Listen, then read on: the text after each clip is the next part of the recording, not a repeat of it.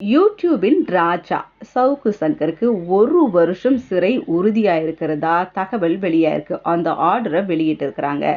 ஆலோசனை குழு சவுக்கு சங்கரின் குண்டர் சட்டத்தின் கீழான தடுப்பு காவலை அவங்க உறுதிப்படுத்தியிருக்கிறாங்க. குழு அறிக்கையை மாநில உள்துறைக்கு அனுப்பியிருக்கிறாங்க. அது சென்னை நகர சைபர் குற்றப்பிரிவு காவல்துறைக்கும் அனுப்பப்பட்டிருக்கு.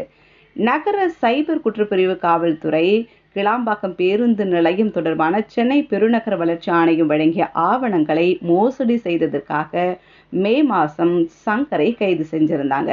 இவர் ஏற்கனவே இப்படி ஒரு கேஸில் இருக்காரு. அது மட்டும் இல்லாமல் போலீஸ் உயர் அதிகாரிகளையும் பெண் போலீஸையும் அவதூறாக பேசி வீடியோ வெளியிட்டாரு.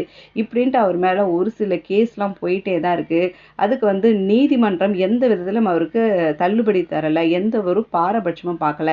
இப்போ இந்த கேஸில் பார்த்தீங்களா எப்படிப்பட்ட ஆர்டர் வெளிவந்திருக்கு. ஸோ இதனை தொடர்ந்து பார்த்தீங்கன்னா மே 12ஆம் தேதி அவர் குண்டர் சட்டத்தின் கீழே தடுத்து வைக்கப்பட்டார்.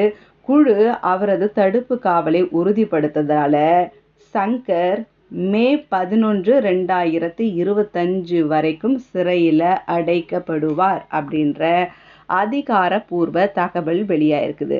ஸோ அவரும் ஜாமீனுக்கு எத்தனையோ ஒரு முறையிட்டார். அவங்களுடைய அம்மாவும் கூட எவ்வளோ முயற்சி பண்ணியிருந்தாங்க.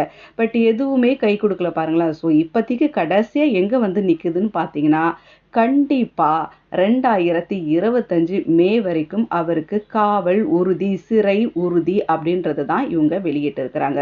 ஸோ இதெல்லாம் தேவையா அப்படின்ற மாதிரி தோணுது. எதுக்கு இப்படிப்பட்ட விஷயத்தெல்லாம் நுழையணும், எதுக்கு சிறையில் அடைக்கப்படணும் அப்படின்ற மாதிரி தான் தோணுது. சரி பார்க்கலாம், இன்னும் 1 வருஷம் உள்ள இருப்பார். அதுக்குள்ளே எப்படிப்பட்ட நியூஸ்லாம் வெளியே வருதுன்னு பார்க்கலாம். அதுக்கு நீங்கள் எங்களோட குரானிக்கல்ஸ் தமிழோட இணைந்திருங்க.